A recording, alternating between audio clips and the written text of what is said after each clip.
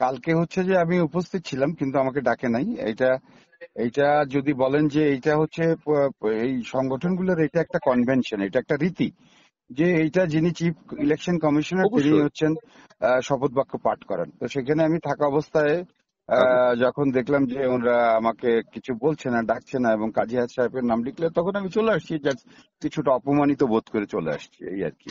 মেয়াদকাল আমার তো ওই দিন মেয়াদকাল ছিল, তো তার কাজী হায়াতের কি মেয়াদ আছে?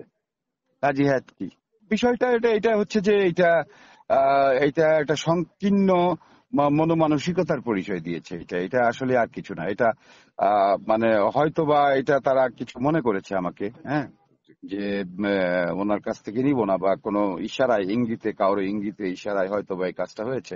হুম, কারণ আগের দিন আমাকে সভাপতি বলেছিল যে শপথ আমিই পড়াবো, তারপরে সেখান থেকে সরে আসছে।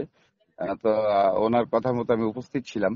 তো সেখানে আর এটা কনভেনশন, এটা এটা না, এটা একদম কনভেনশন। এটা জি, চূড়ান্ত ডিক্লেয়ার করে যিনি প্রধান নির্বাচন কমিশনার উনি শপথ পড়ান। এটা একদম মানে রীতি। এটাকে বলা যায় এটার কোনো আইন লাগে না, ল লাগে না, এটার জি, কোনো কনস্টিটিউশন লাগে না।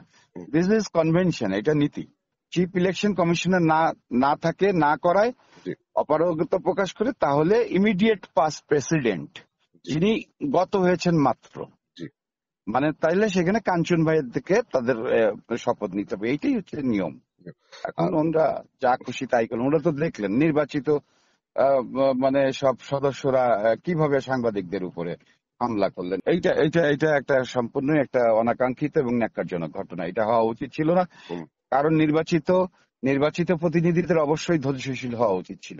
আর হচ্ছে যে আপনার হচ্ছে যে একজন সাংবাদিক কে ঘটনা করে সবগুলো সাংবাদিকের গায়ে রক্ত ঝরাবে, এটাও ঠিক না। একটা সাংবাদিককে ডেকে হুম, অফিসে নিয়ে যদি হুম, তার কোনো ইয়ে থাকতো, হুম, বা আরো 5জন সাংবাদিক সাথে নিয়ে হুম, এখানে নিয়ে যদি হুম, বলা হতো হুম, যে এই ইয়ে হয়েছে, হ্যাঁ, তাহলে হচ্ছে যে এই সাংবাদিকটা কথা শুনে নাই ফোনও বা তার কাট বানাতে পারত। কথাবার্তা, হ্যাঁ, কথাবার্তা ঠিক নাই, হুম, এটা কিন্তু ওরা বসে এটা ঠিক করতে পারতো, তাকে বলে দিতে পারতো, সাবধান করে দিতে পারতো।